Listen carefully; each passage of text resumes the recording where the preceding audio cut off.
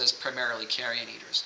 Eagles are big-time carrion eaters, as much as so. When you would see after throughout most of history, long before they could bury the dead, after a battle, the vultures and eagles are all over these things. They're trying to drive off the birds in order to bury the dead. Right?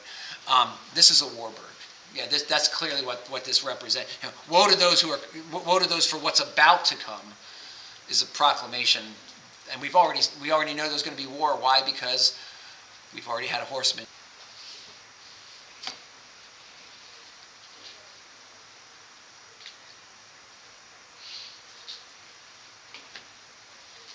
Anything else?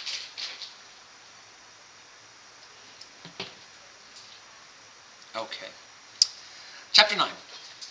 And the fifth angel blew his trumpet, and I saw a star fallen from heaven to earth, and he was given the key to the shaft of the bottomless pit. He opened the shaft of the bottomless pit, and from the shaft rose smoke like the smoke of a great furnace, and the sun and the air were darkened with smoke from the shaft.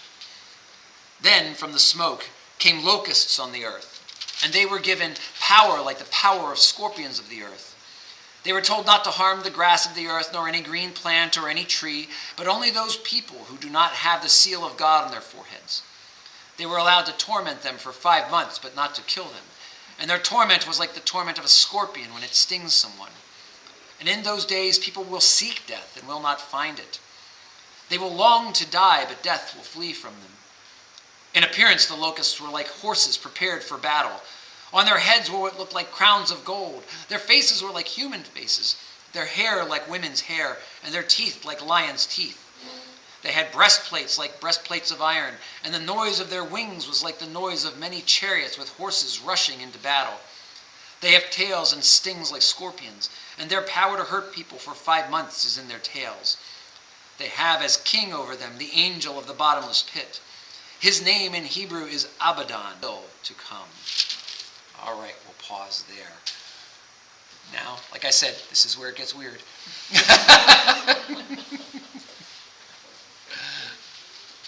So what grabs your attention? Does the scorpion hold any significance? One more time? Does the scorpion have any significance? Well, scorpion is something I would have been very familiar with. We have friends who live in Texas, or did live in Texas. We were down, was it a tarantula that faced off against the Camaro? You get into that kind of atmosphere. The first thing you do in the morning when you wake up is shake out your shoes. Because tarantulas and scorpions and other biting insects will take refuge in them overnight. We were at our friend's house, and literally he had a Camaro, and we went out to take a ride in his fancy sports car, and a tarantula was standing in front of his thing, and I looked at him and went like this, like he's facing off against this giant thing. They're vicious little creatures, and scorpions are just the same. Scorpion. I've gotten stung by a scorpion one time. It is no fun at all. It's just like getting like a wasp sting. They're really nasty little things. Yeah, scorpions, we don't have them playing a significant role in the Old Testament that I remember.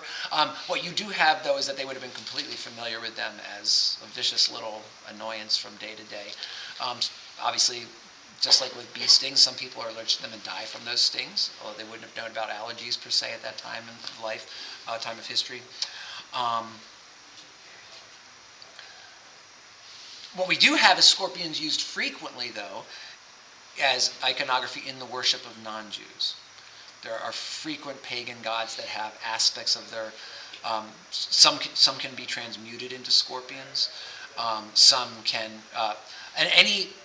most pagan gods, to know this, have both a human form and an animal form, and often they're pictured in either statuesque form or like in pictures, having elements of both, like they're almost like they're transmuting between the two. So you'll have those things. So a scorpion god or goddess would have, a sting would be purposely part of that, or their claws when they're even in their human form. See that kind of stuff? Yeah. So this angel, or this star, is Satan, right? Falling, and he gets to open up. There you go. Like Hades, and let out these crazy locusts. Is You that- got it. I think what's happening, right? Yes. And did you notice who's given the key to the bottomless pit? With Satan. Yeah, the star that falls from heaven, right? And that's why scholars would associate that with Satan falls like lightning, Jesus saying that kind of stuff. Yeah, exactly.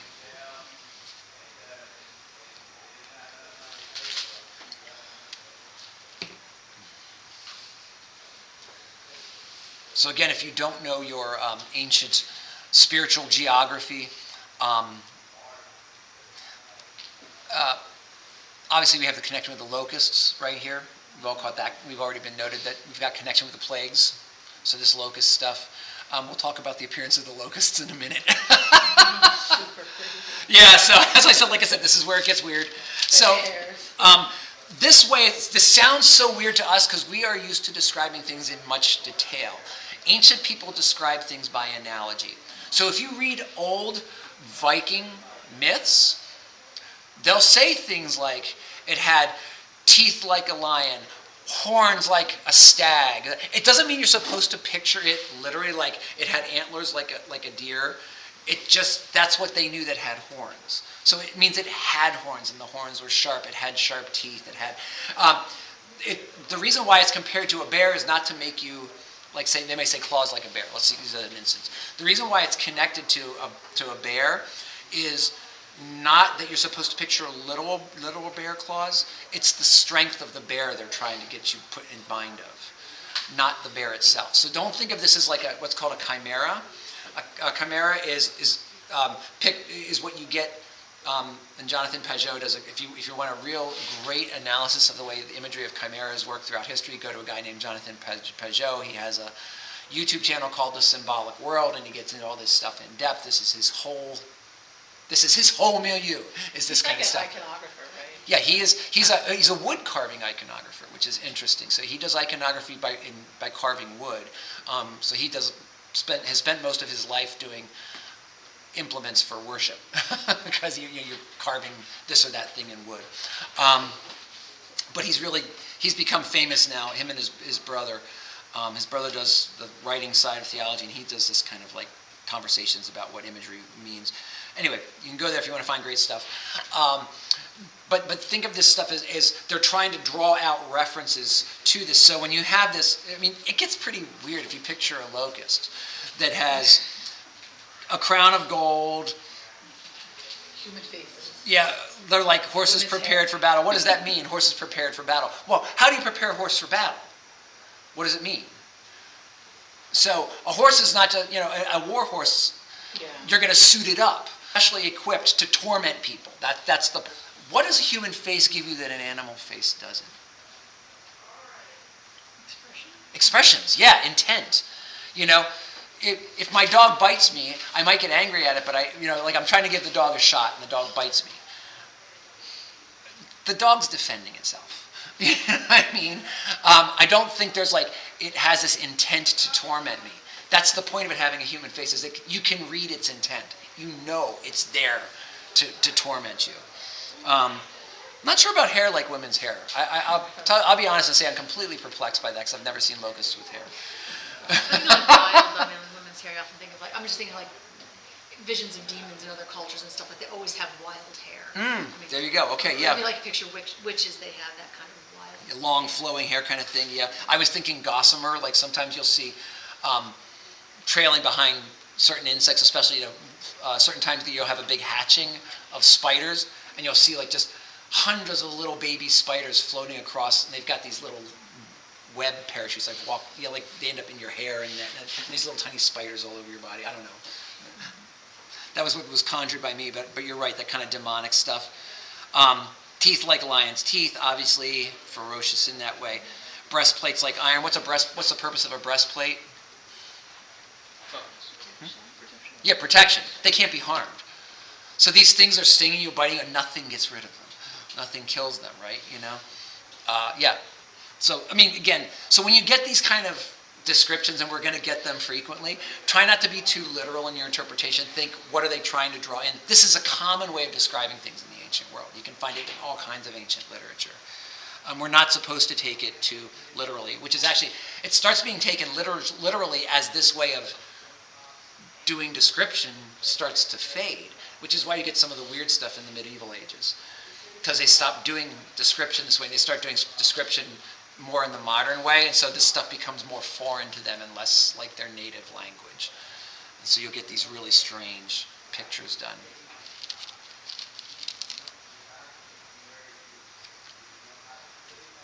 Anything else in this little section? I'm just a little confused on the key. I thought Jesus held the key to Hades. That's going to come later. Okay. He's given it. Okay, because it does say the star was given Yes. the key. Yes. So, yes. I'll come back to a second. You have a question too, yeah? In verse 4, it says, people who do not have the seal of God. Yes. Wasn't the punishment for everybody at first? Well, what are we told back? You have to go back a chapter. When you have the 12,000 from each of the tribes listed, right? They're told what?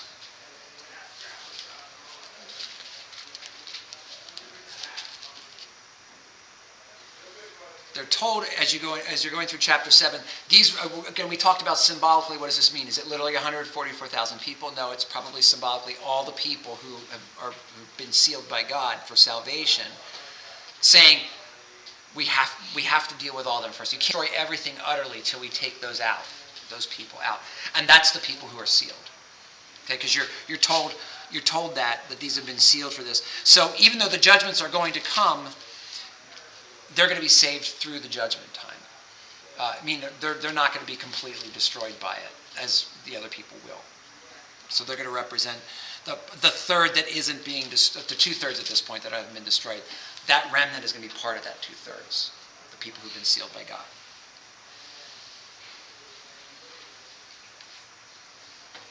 And obviously you picked up in verse 12 that woe, woe, woe, the eagles cry. It literally means 3 woes. The first, you're going to get them one after another here.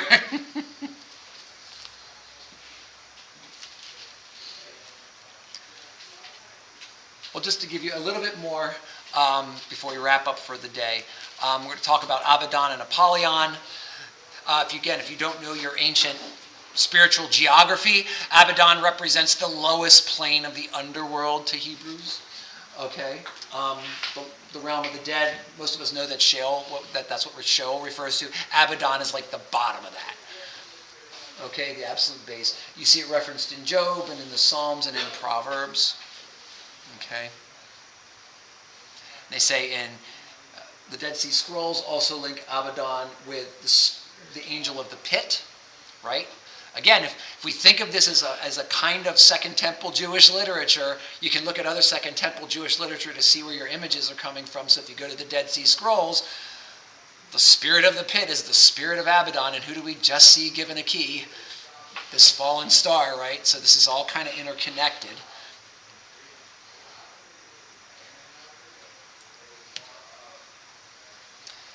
And since sorry, did you get that? I didn't mean to do what you needed. No.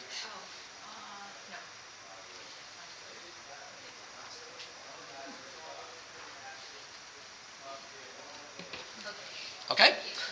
And then Apollyon is the word for destruction in Greek. Okay? So the final kind of terrifying touch to this description of the army of locusts is from the prophet Joel. We talked about the Parthians, that they were like the image of the first rider with his bow is going to remind people of the Parthians. So you're going to have the scorpions. These are the armies of hell sent by death itself to fill its bowels. So the pit has been opened. Now the pit's got to get filled up. Guess what? Hordes of the enemy are released upon the earth, and many will die. This has happened before. This is Roman history. They know this. They're recognizing this imagery because it's already happened to them. They've been at war with the Parthians. Remember we talked about how the 4 horsemen represent the removing of the borders and the things that keep us safe. And after all this wrath, still the remaining people do not repent. We're going to get to that in a little bit, which is what God desires. That's Ezekiel 18 to 23. All of this wrath is meant to help the people who've been steadfast in their resistance to God finally repent and be included among those sealed. And some are still going to resist. So this is difficult. I just was talking about this in context with someone else. It's either in the problem of pain or in a grief observed. C.S. Lewis talks about the fact that the hard part about believing God is love, and this is going to come back to your question about Jesus having the key.